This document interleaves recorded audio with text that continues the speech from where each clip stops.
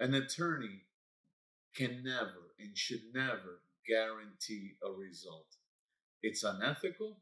That attorney does not care about his or her license.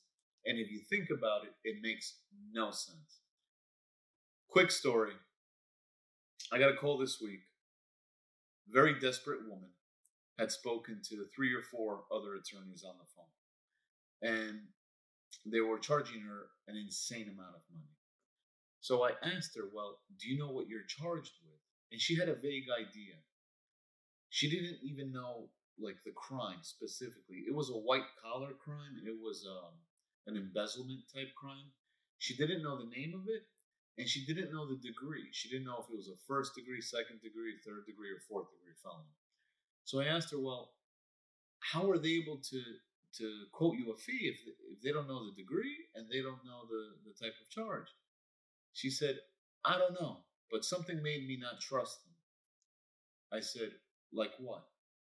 Well, one guy told me that for $50,000, he could guarantee to get the charges dismissed. And I said, look, you got to be very careful because as attorneys, we can't make guarantees. So she said, well, can I come meet with you? I said, of course, you can come meet with us.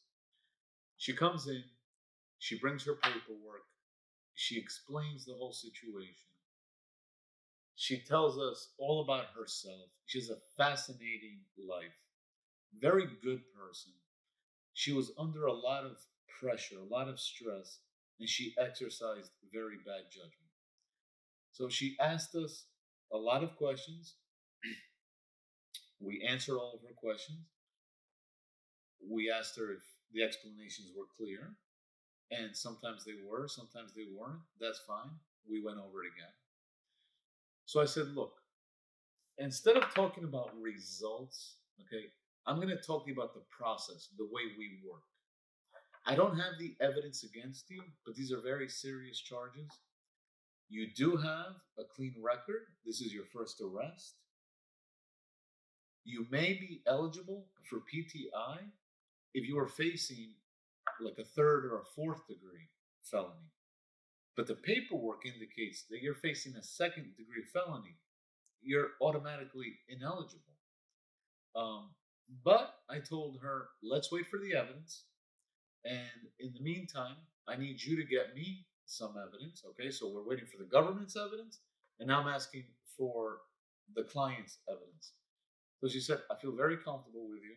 I said, I'm not making any guarantees. I'm going to represent you every step of the way. I'm going to fight for you. But is that clear? And she said yes.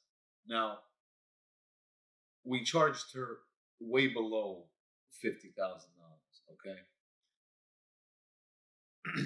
Fast forward, we get all the evidence, and the government had a very, very strong case against her. It is not a case you want to go to trial, okay? But the more we learned about the client, the more we sympathized with her, the more we empathized with her. She did not suffer from drugs or alcohol. So when she exercised bad judgment, it was not really like her doing it. You know, she was in a tremendous world of pain. She was going through something personal, and she was very desperate, and she made an impulsive decision. And it was a crime, let's be honest. But I didn't feel that, she belonged in prison. So in my conversations with the prosecutor, my entire strategy was to humanize my client, to explain, look, it's not a violent crime what she did. Yes, people were injured because it involved money, but it's not like she broke somebody's arm or leg. It wasn't like a vicious, violent crime or a reckless crime like a shooting. She made a stupid, impulsive decision. She's facing a second degree. She's ineligible for pretrial intervention. But let me apply her for PTI, and let's take it from there. So I applied her knowing that she would get denied because it was a second degree. However, in my relationship with the prosecutor, my negotiations, I got across the point that she's somebody that we should make an exception for. So the good news is he consented to her admission into the pretrial intervention program. I have the document right here. It was a happy ending. She's very grateful. Um, but the whole moral of the story is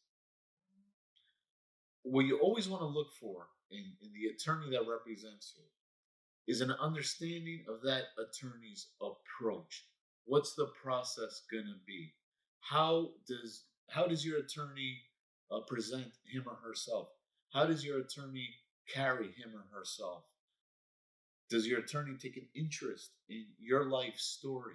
Or is it just a matter of, let's make a deal, you don't stand a chance, give me X amount of money, I'll minimize the damages? That's not our approach. So I hope you found this video helpful. Our information is on the screen. Wish you the very best. God bless.